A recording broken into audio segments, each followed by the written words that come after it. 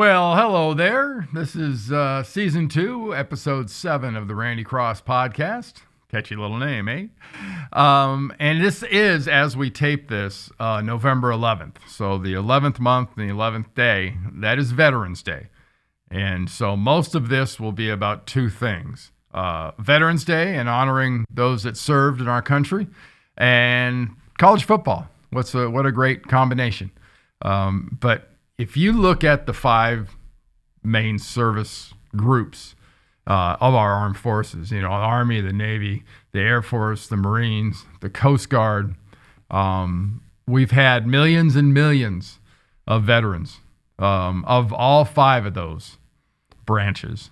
And we have to be very, very aware here on Veterans Day of who, how, and why a lot of our veterans served and who they are. And be very, very aware of the fact that there are millions of them out there, but there every day are less and less veterans, especially World War II, Korean War, and Vietnam. So when you see a veteran today, if you know a veteran today, thank them for what they've done. It's a very special thing. And those of us that have been served are extremely lucky.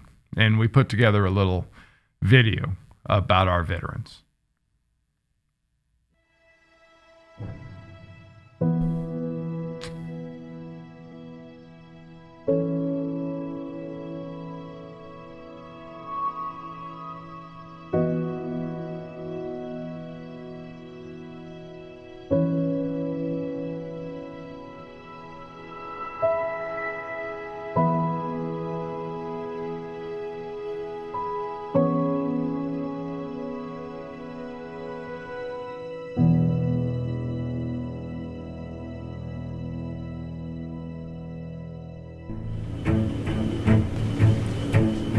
Veteran. It's a title given to our brothers and sisters who have served.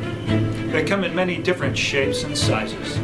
Some are easily recognized as veterans from a single glance, and others you would have never guessed. But behind every single veteran is something more than a single glance can ever uncover. They all represent a legacy of service and sacrifice. Whether they are entrepreneurs, mechanics, or mentors. This Veterans Day, we thank all who have served in uniform for your commitment and the legacy you created. No matter when you served. From 1998 to 2019. 1962 to 1967. From 1980 to 1984. 1971 to 1991. Whether it was decades ago or if you just left our service. Thank you.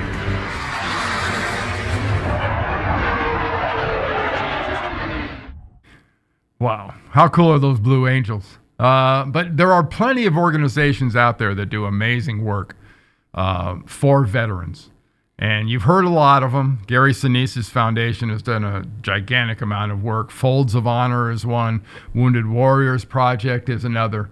And Higher Heroes USA is one that we here are affiliated with, do a lot of work with, and greatly admire.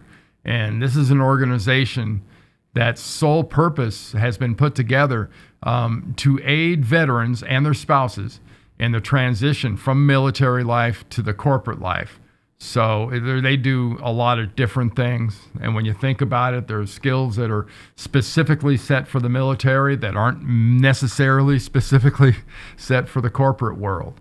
And they help in that training and transitioning. And it's a fabulous organization. And if you want to find out more about it, it's higherheroesusa.org. All right. Again, thank you to all of our veterans. Let's go on to a little sports in college football.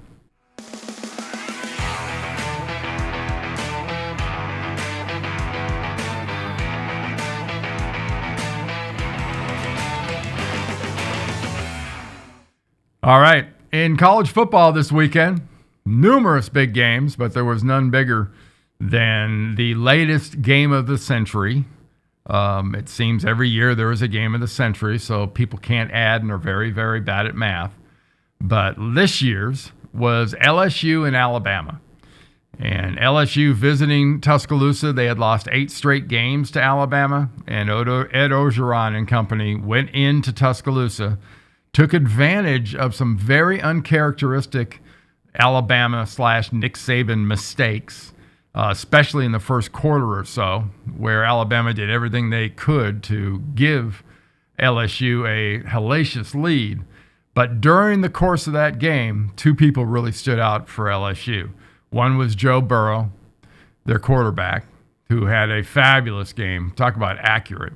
And Clyde Edwards-Helaire, their running back, who is kind of reminding a lot of people of Jones-Drew, the UCLA running back, played at Jacksonville, a couple other places in the NFL. He's 5'8" and 210 pounds.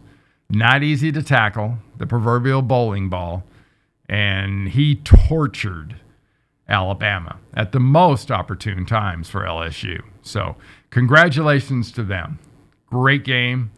And as it turns out, Alabama won't probably drop very far in the polls. They already haven't in the AP. All right, next up was another battle of undefeateds we talked about last week, Minnesota and Penn State. Minnesota from the jump had Penn State's number. Penn State fought and fought and fought, but Minnesota never let up. PJ Fleck and company rode the boat, ski-u-ma, all that other stuff they love to say. Just had an amazing game. They are now in the latest polling jumped up to number 7 in the country. They're 9-0. And this, just for the nature and natural nature of things, is fantastic in college football. Because this is one of those anomaly breakers. This is a team you don't expect to be like this. And you got to give credit to the young men involved on that team, the coaching staff, but especially PJ Fleck, that has proven the work he did at Western Michigan was no fluke. And be very, very aware. And you hear all these slogans and cliches around PJ Fleck in Minnesota. Cliches are cliches until they become a way of doing business and a way of playing. Then they become dangerous. And right now, Minnesota is dangerous. Congratulations on a great game. All right, next up on our parade was an absolute obliteration. And that was Ohio State 73-14 over Maryland. Maryland, a team that started the season out pretty good. Ohio State, a team that was down one of their Heisman Trophy candidates, Chase Young, defensive end, that was held out because of a controversy with the NCAA. Something about a family friend paying for a ticket to the Rose Bowl last year for a family member of his, whatever. Well, we'll see what the NCAA does. Whatever it is, it's probably heavy-handed and wrong. But I digress. Ohio State drilled Minnesota. No surprise there at all.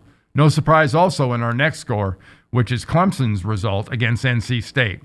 And I've called for this ever since that ranking came out last Tuesday night, that when they put Clemson number 5, they were basically telling every single opponent Clemson has left on their schedule, including whoever they play in the ACC championship game, you're going to get drilled. Book it.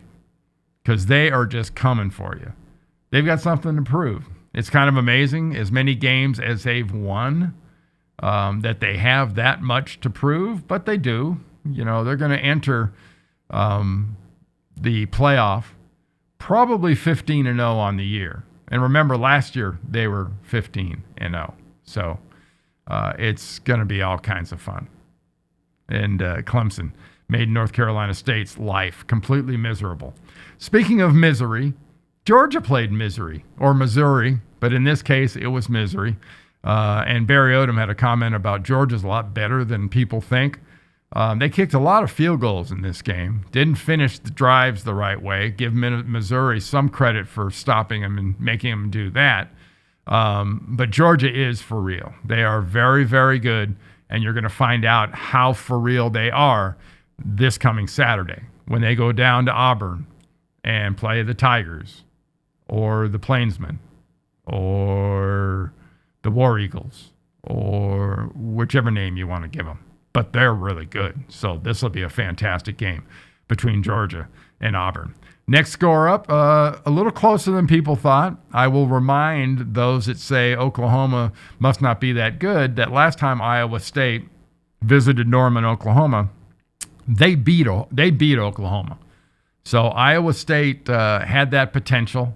Coach Campbell and their gang, especially Purdy, the quarterback, did a heck of a job. Just didn't have enough.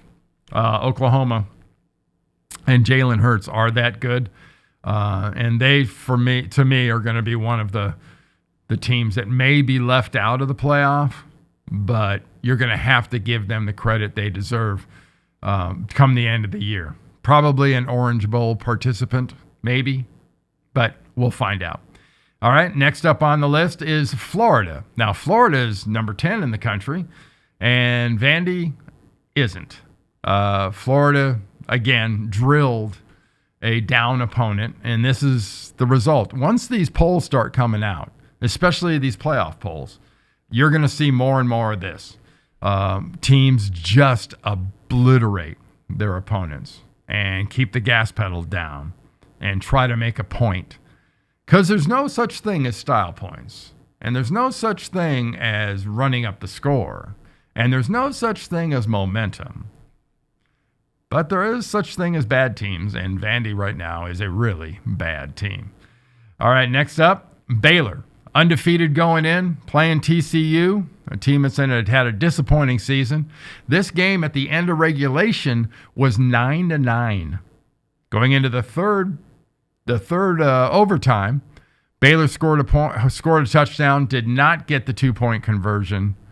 TCU did not score the touchdown. So thus, the 6-point advantage for the Baylor Bears. Congratulations to Matt Rule and your football team. They're hanging on. They're going to probably get to the Oklahoma game here, and you're going to see some fireworks, and we'll see how for real this Baylor football team is. Next on the hit parade is what's about the last score we got for you, but we're going to check in again with SMU. And I know they lost their game to Memphis, but offense was crazy again. 59-51, East Carolina. I saw them earlier in the season against Navy, and they looked kind of dismal. They didn't look very good, but this is a totally different East Carolina team. They played and really answered the call against SMU and took them to the limit, but SMU just had too much offense, led by Shane Buechele, their quarterback, who threw for 414 yards and 5 touchdowns. So this kid is putting up some stupid numbers. And he's doing it in the American, so obviously it's one of the Group of 5 conferences. But you still got to recognize it. It's pretty special. And this is what? Oh, hold on. We've got another score for you. App State beat South Carolina. Okay? That's their second win over a Power 5 team. And they beat them at South Carolina.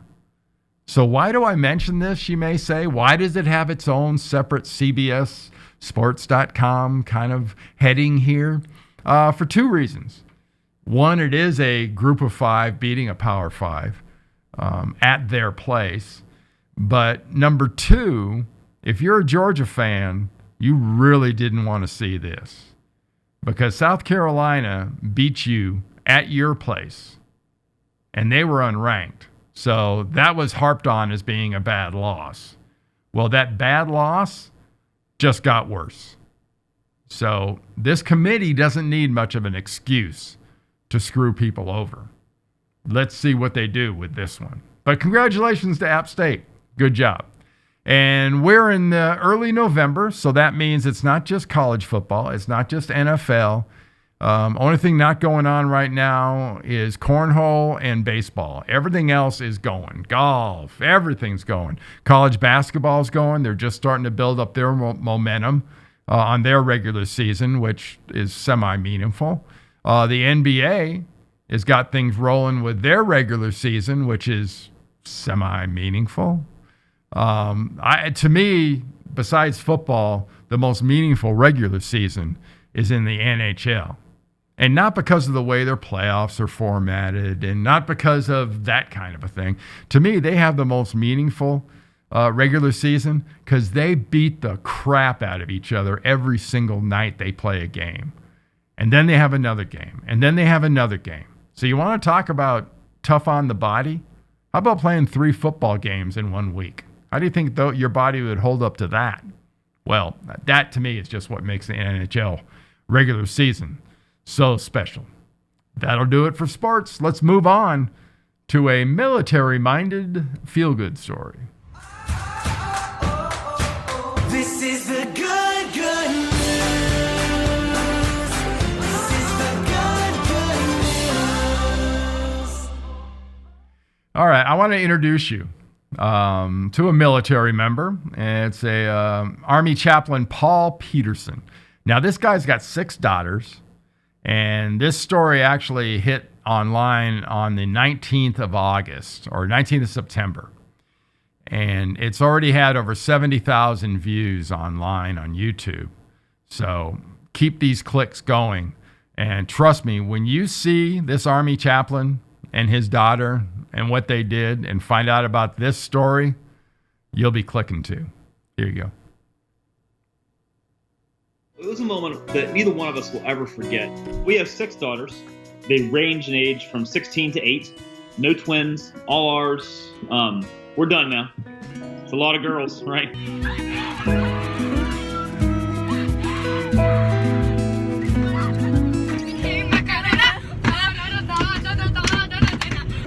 My wife and I, we both sang in college, and we traveled in different groups representing our colleges musically, and so I mean, music has always been a big thing in our home.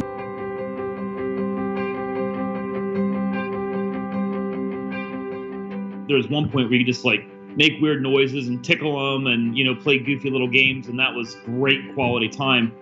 It doesn't work with teenagers, right? And Reagan loves to sing, and I enjoy singing as well with her, and so it's been a great connection point. So that's really, every once in a while she'll just grab me and say, "Hey, let's go sing," and so we'll run out in the garage and just sing.